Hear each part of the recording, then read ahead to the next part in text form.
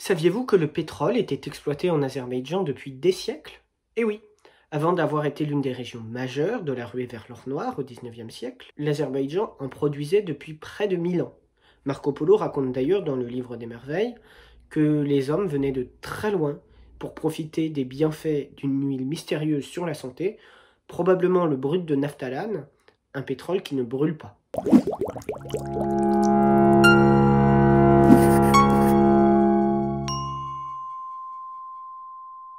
Bienvenue au 14e épisode de l'histoire de A à Z.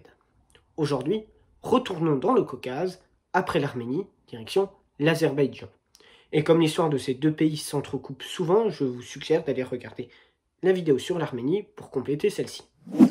L'Azerbaïdjan est donc un petit pays d'environ 10 millions d'habitants, mais 10 à 15 millions d'Azéris vivent également au nord-ouest de l'Iran. L'Azerbaïdjan possède des frontières avec l'Iran, l'Arménie, la Turquie via l'enclave du Nakhitchevan, la Géorgie et la Russie.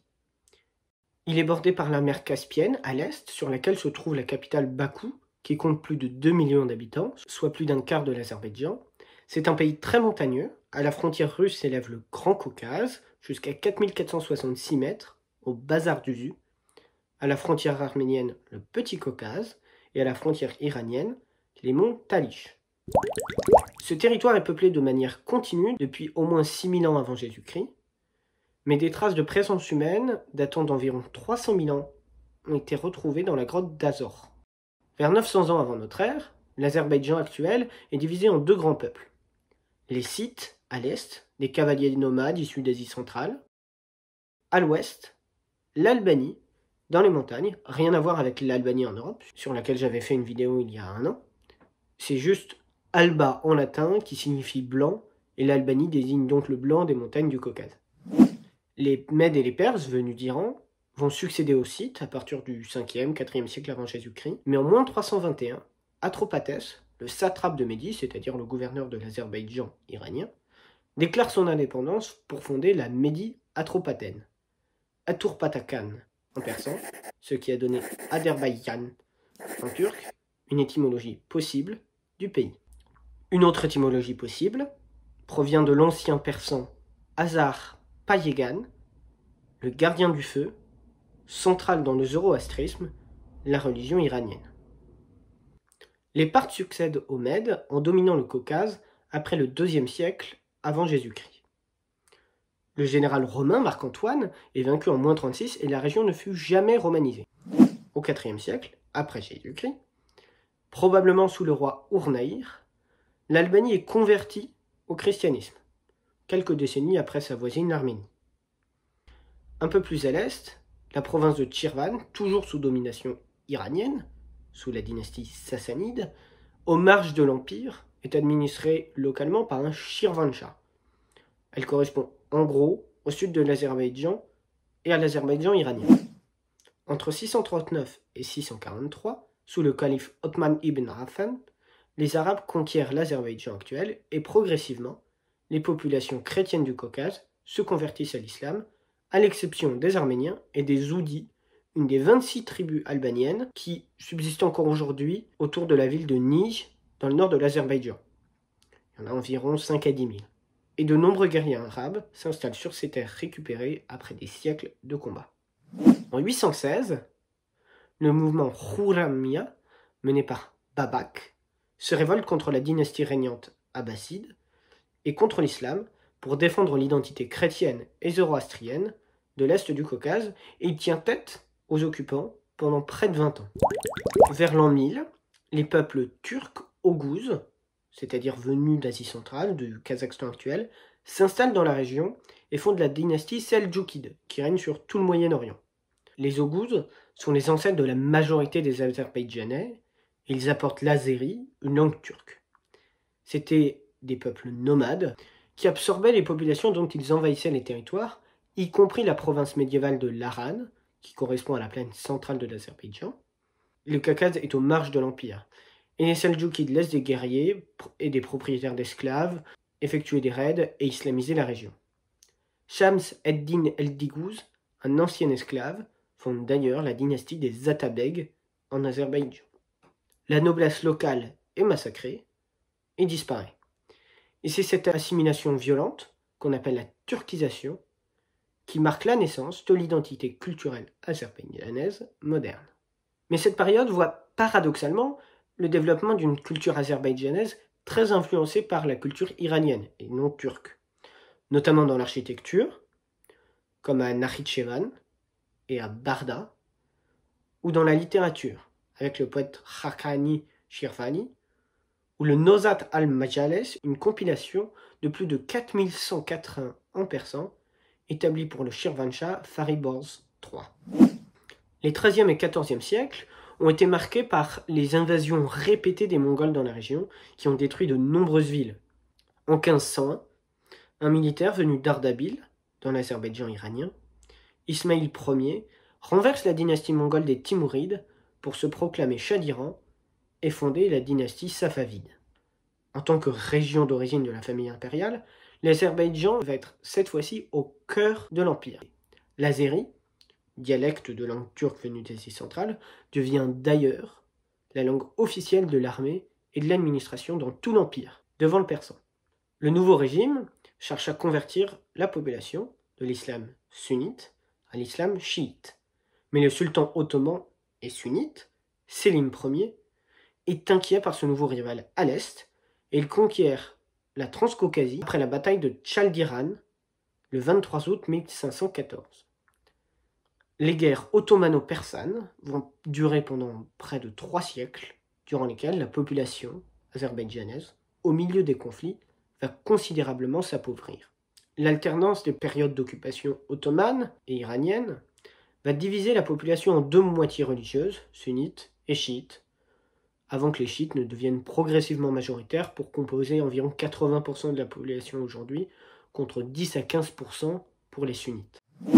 Dans la seconde moitié du XVIIIe siècle, la région se désintègre en plusieurs khanats, c'est-à-dire des royaumes dirigés par des khans.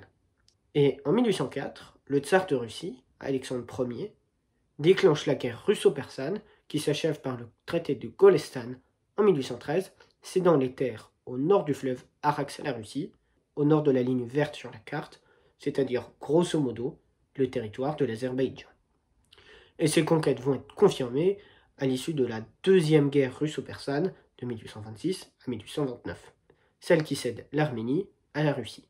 La vice-royauté du Caucase, qui regroupe Azerbaïdjan, Arménie et Géorgie au sein de l'Empire russe, voit une forte croissance économique tirée par le commerce, notamment après la construction du chemin de fer transcaucasien qui relie la mer Noire à Bakou à partir de 1883, mais surtout, en 1846, est fourré le premier champ de pétrole industriel au monde, à Bibi Heibat, à Bakou aujourd'hui. En 1859, c'est la première raffinerie de pétrole au monde qui est construite à Bakou. Et la production explose après 1872 et l'abolition du monopole d'État russe sur la production pétrolière. Des businessmen occidentaux, notamment les frères suédois Nobel, ceux qui ont donné leur nom au prix Nobel, investissent fortement dans les hydrocarbures azéris, et en 1901, l'Azerbaïdjan concentre 50% de la production mondiale de pétrole. La population de Bakou décolle du fait de cette industrialisation et passe en seulement 50 ans de 13 000 à 215 000 habitants. Mais les tensions ethniques s'accumulent. Les Russes dirigent, s'appuyant sur une administration largement arménienne, et les Azéris sont relégués aux travaux manuels et concurrencés par une forte immigration venue des 4 coins de l'Empire russe. Et alors que le pouvoir central de Moscou est affaibli par la révolution de 1905, le meurtre d'un Azéri par un Arménien à Bakou déclenche les massacres dits arméno-tatars. Pendant 2 ans, Azerbaïdjanais et Arméniens se massacrent, engendrant jusqu'à 10 000 morts, principalement à Bakou, Tchouchi et Ganja, et plus de 400 villages, arméniens et azerbaïdjanais, sont détruits. Une décennie plus tard, pendant la guerre civile en Russie, les événements de mars voient la Fédération révolutionnaire arménienne, communiste, aidée de bolcheviks russes, tuer plusieurs milliers d'Azéris à Bakou du 30 mars au 2 avril 1918, aboutissant au gouvernement de la commune de Bakou, mené par Stepan Tchaoumian et inspiré de la commune de Paris 50 ans plus tôt. Le gouvernement des 26 commissaires va réussir à subsister environ 3 mois. Pendant ce temps-là, le 28 mai 1918, la République démocratique d'Azerbaïdjan profite de la guerre civile russe pour déclarer son indépendance, avec pour capitale Ganja, Bakou étant donc contrôlée par les 26 commissaires communistes. Cette république fut la première démocratie et le premier régime laïque du monde musulman. Les femmes obtiennent même le droit de vote dès 1918, soit près de 30 ans avant la France. Le 10 juin 1918, Nouri Pacha, le frère du ministre turc de la guerre, est nommé à la tête de l'armée islamique du Caucase, qui regroupe des Turcs et des volontaires azerbaïdjanais pour annexer les territoires turcophones, c'est-à-dire l'Azerbaïdjan. Ils assiègent Bakou jusqu'au 15 septembre, date à laquelle ils entrent dans la capitale et massacrent les populations arméniennes. Mais l'Empire ottoman signe l'armistice de Moudros le 30 octobre 1918 et capitule face à la Russie, qui récupère Bakou. Et en 1920, l'armée rouge va pénétrer dans le reste du territoire azerbaïdjanais et mettre fin à la République démocratique, qu'elle annexe sans grande résistance. Sous la domination soviétique, l'industrie pétrolière repart. Mais les opposants et les nationalistes, comme le poète Mikhail Mouchfik, sont exécutés lors des Grandes Purges. L'accès au pétrole azéri donne un rôle crucial au Caucase dans la Seconde Guerre mondiale. C'était l'un des enjeux majeurs de la bataille de Stalingrad de juillet 1941 à février 1942. Et l'Azerbaïdjan paye un très lourd tribut durant le conflit en perdant plus de 400 000 hommes. Les lendemains de la guerre ne furent pas beaucoup plus joyeux, puisque le cœur de la production soviétique d'hydrocarbures va se déplacer vers l'Est et la Sibérie, ce qui mène l'Azerbaïdjan à se désindustrialiser très tôt, dès les années 1960. En 1988, un référendum dans l'oblast du Haut-Karabakh, peuplé d'Arméniens, mais inclus depuis 1921 dans la République soviétique d'Azerbaïdjan, vote le rattachement de cette province à l'Arménie. De violentes émeutes éclatent alors à Bakou et demandent l'indépendance vis-à-vis de l'Union soviétique en tenant de propos fortement xénophobes vis-à-vis des Arméniens. Moscou envoie 20 000 soldats qui tuent 137 personnes en recontrôlant Bakou dans ce qu'on a appelé Janvier noir en 1990. Un an plus tard, à la chute de l'Union soviétique, l'Azerbaïdjan déclare son indépendance le 30 août 1991, mais reste en guerre avec l'Arménie sur la question du Haut-Karabakh. Un cessez-le-feu fut signé en 1994.